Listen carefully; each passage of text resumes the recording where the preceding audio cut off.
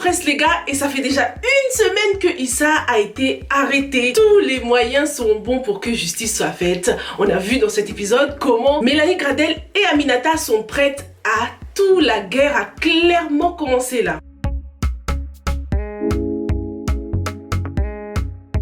Bonjour à tous et bienvenue sur Yiri TV, moi c'est Sylvia et sur cette chaîne je fais des revues et des analyses de films et séries afro. Sur cette chaîne on aime aussi donner notre opinion sur nos séries préférées, donc si c'est quelque chose qui t'intéresse, surtout n'hésite pas à t'abonner à la chaîne. Active aussi la petite cloche pour ne rater aucune nouvelle revue. Cette série n'arrête pas de dénoncer beaucoup de choses qui gangrènent la société africaine. Dans cet épisode, on a vu que la corruption, ça passe pas toujours par le khalis les gars, ça peut être aussi très subtil.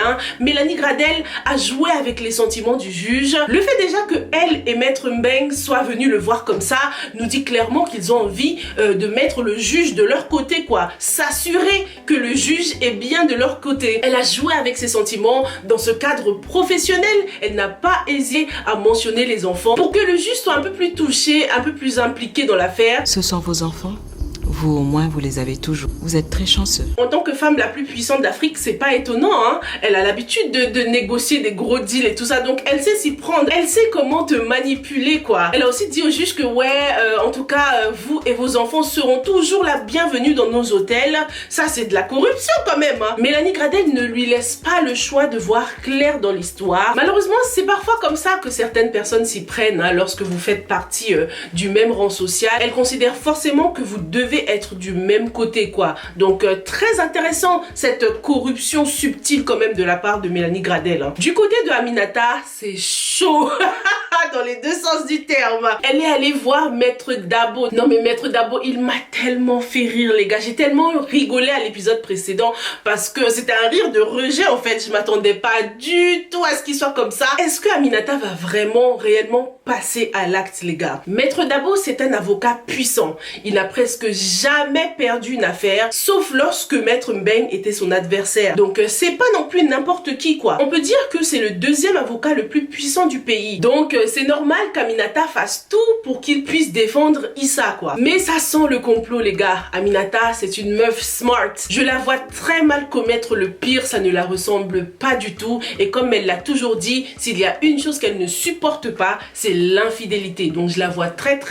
mal tromper Issa. Et d'ailleurs, quelqu'un m'avait dit dans ma revue précédente que c'est sûrement à cause de l'infidélité que elle et Prince ne sont plus ensemble. Donc Prince l'a sûrement trompée dans le passé puisque c'est vraiment ce qu'elle ne supporte pas. Mais bon, on verra bien par la suite. Revenons sur le cas d'Abo Aminata. Ce sera du chantage, hein, bien sûr, en tout cas selon moi. Parce qu'on a vu qu'elle avait un téléphone. Il était assez visible quand même. Enfin, on l'a aperçu. Et dans cette série, les objets n'apparaissent pas au hasard, quoi. Donc elle va sûrement piéger Maître Dabo, avoir une preuve qu'elle va ensuite donner à Issa. Je me demande même si c'est pas Issa qui lui a donné l'idée de faire ça parce que il y avait une certaine gêne dans l'attitude de Aminata. On dirait vraiment que le personnage d'Aminata était déterminé mais gêné à la fois, tu vois. C'est ce que le jeu d'actrice m'a fait ressentir. Moussa et elle font une bonne équipe, hein, mais bien sûr les deux ne s'entendent pas toujours. Mais je pense que Moussa est sûrement derrière tout ça aussi, hein.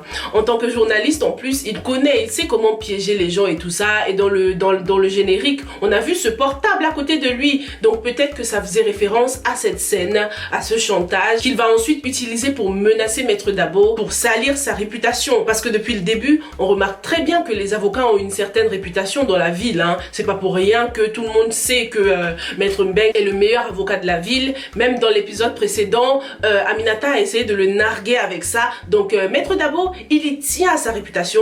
Donc je trouve que c'est très malin et excellent de passer par son point faible comme ça. Mais bon les gars, ce n'est pas encore joué, hein, parce que Maître Mbeng reste le meilleur avocat de la ville. Donc en fait, la réputation de Maître Dabo est en jeu dans tous les cas. Soit elle sera ternie par le biais de Moussa et Aminata, soit elle sera ternie lorsqu'il acceptera l'affaire et qu'il perdra contre Maître Mbeng. Donc dans tous les cas, Maître Dabo là, il est dans une mauvaise posture. Moussa et Jessica se rapprochent encore plus les gars, c'est tellement mignon. C'est beau de les voir montrer leur vulnérabilité vulnérabilité comme ça, leur sincérité. Jessica, elle est à 100% sincère avec Moussa. Donc je crains le pire là lorsqu'elle découvrira que Issa est bien le frère de Moussa. Il a essayé de lui dire, ah, mais bien sûr, la rabat-joise, Fatih la rabat-joise, elle est venue tout gâcher. C'est peut-être un signe, hein. Moussa n'est pas du tout le style de Fatih, on l'a compris. Elle aime plutôt les hommes riches haut placés. Hein. On remarque qu'elle l'a dénigré direct. Hein. Il y a toujours ce conflit entre les classes sociales. Cette scène nous révèle même encore une fois la différence qu'il y a entre les deux meilleures amies de Jessica. Hein. Fatih qui est assez hautaine et puis la femme de prince qui est beaucoup plus down to earth, qui est beaucoup plus douce, beaucoup plus gentille quoi. Peut-être même un peu trop.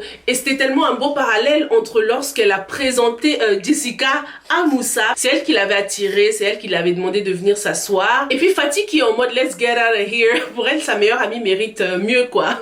Dis-moi toi, à la place de Moussa, qu'est-ce que t'aurais fait? Est-ce que t'aurais tout de suite balancé le truc en mode ouais, Issa c'est mon frère, comme ça au moins c'est fait, ou est-ce que t'aurais attendu encore un peu? Il y aura beaucoup plus de dégâts là par la suite du coup, parce que les deux éprouvent des sentiments l'un pour l'autre, et c'est la raison pour laquelle Moussa n'a pas pu dire la vérité tout de suite. Hein. Il a eu peur de gâcher ce truc entre lui et Jessica, parce qu'il y a eu d'autres occasions. Hein. Même si Fatih les a interrompus, il aurait pu lui dire par la suite, tu vois, parce qu'on remarque très bien que ces scènes de complicité où ils sont sur la moto en train de prendre des selfies arrivent bien après la scène avec Fatih. Donc il y a eu plein d'autres occasions. Moussa n'est d'ailleurs pas encore allé voir son frère. Il est tellement occupé à vouloir résoudre ce mystère. On voit même placardé sur ses murs, il y a écrit Issa, il y a écrit Franck Gradel, enfin voilà. C'est vraiment des preuves qu'il est à fond dans l'enquête, encore plus que la police quoi. Moussa joue le rôle de l'enquêteur et du journalisme. De toute façon, les journalistes sont des enquêteurs dans l'âme un peu. Hein.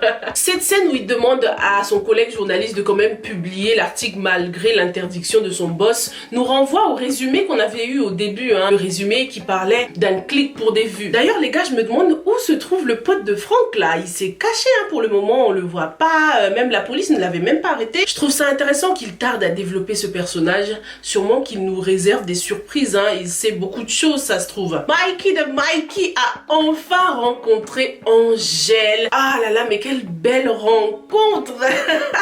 Angèle l'a tout de suite remis à sa place. On remarque que dans cette scène, contrairement aux scènes précédentes, elle avait les cheveux attachés, hein, ce qui faisait ressortir encore plus sa beauté, ressortir son visage quoi, tu vois. Donc Mike il a kiffé, hâte de voir la suite. Hein. En tout cas, Angèle ne va pas lui rendre la tâche facile. Déjà, Angèle a tout de suite vu clair dans son jeu, elle a tout de suite vu qu'il n'avait pas sa place dans ce café quoi, en quelque sorte. Et même Mike a vu que Angèle était une perle rare avec des goûts de luxe, hein, je cite.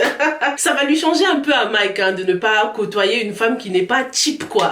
En tout cas les gars, le temps presse. Qui sait ce qui pourrait arriver à Issa? Je trouve ça très intelligent le fait qu'il possède un journal. Et d'ailleurs ce journal nous aide à nous situer dans le temps. Hein. C'est une indication dans le temps puisque ça va nous aider à savoir combien de temps est-ce que Issa a passé en prison. Mais j'ai l'impression que la vie de Issa est en danger aussi parce que la police est capable de tout. Si cette enquête se révèle un peu trop compliquée et qu'elle continue à salir l'image de la police, qui sait? Peut-être que la police va décider d'éliminer Issa, comme ils l'ont fait avec son père apparemment. Donc est-ce que le même sort attend Issa? J'aimerais aussi revenir sur la paternité du père de Franck. J'ai reçu une réaction qui me disait que non, ce serait trop obvious si le père de Franck était Maître Mbeng. Et j'avoue, c'est trop facile quand même, tu vois. La personne disait que le père de Franck était peut-être le père de Fallou aussi. Faut que je retrouve cette réaction.